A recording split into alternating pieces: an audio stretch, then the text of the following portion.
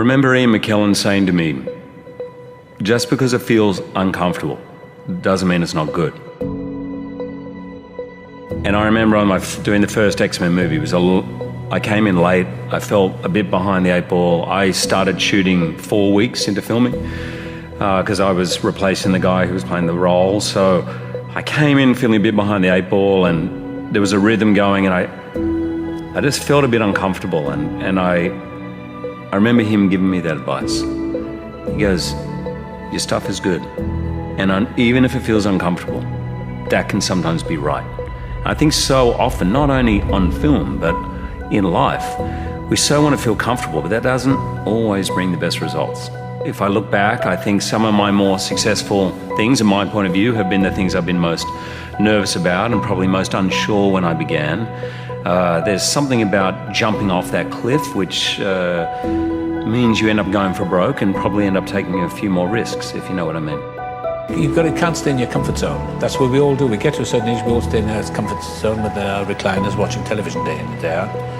And when you get to a certain age, I'm going to be 70 at the end of the year, but I sit around watching television for the rest of my life because I've done it all, sitting in my laurel wreath. It's not worth it. I mean, life's so short.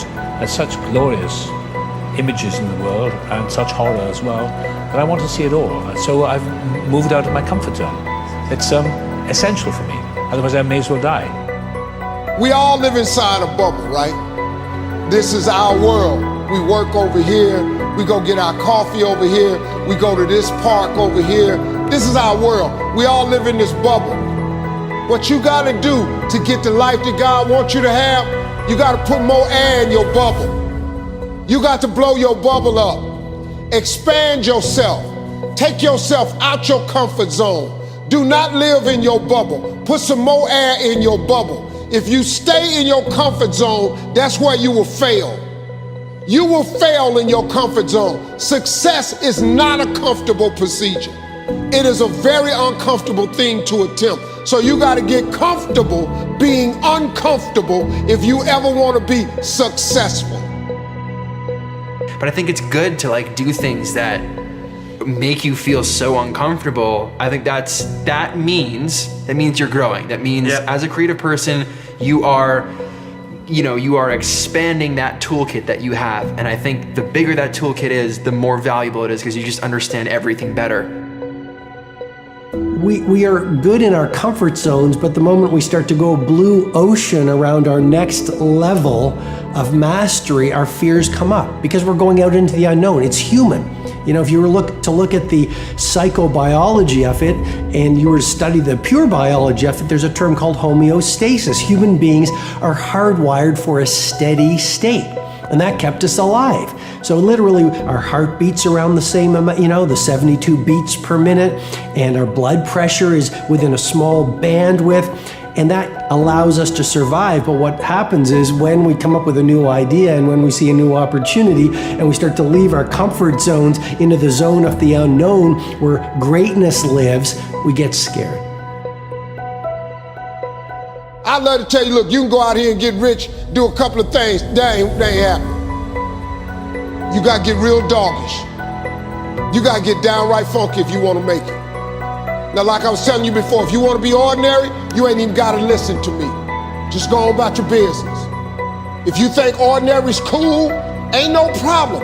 It's some really, really wonderful ordinary people. But if you are sitting in this room and you have extraordinary aspirations, then you're gonna have to do extra.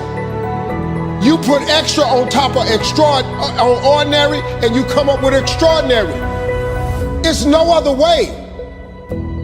I'm sorry, but here's the fact. All of you have extraordinary capabilities, all of you. You have to decide if you are willing to do the things to put you in that category. Rich people don't sleep 8 hours a day. That's a third of your life. It ain't but 24 hours in a day. You cannot be sleep 8 hours a day. You can't live in LA and wake up at 8 o'clock in the morning. It's 11 o'clock on the East Coast. The stock market been open 2 hours. They already making decisions about your life and your ass was asleep. The Bible says, he who loves to sleep and the folding of hands, poverty will set upon you like a thief in the night. What I'm encouraging you to do is every single day do one thing that causes your palms to sweat. Every single day start training your brain to hunt for opportunities to step into that unknown where possibility lives. And if you keep on doing it, you're literally going to build some new neurological hardwiring, a new pathway in your brain where it becomes easier. Because as you know so well, all change is hard at first and it's messy in the middle and it's beautiful at the end.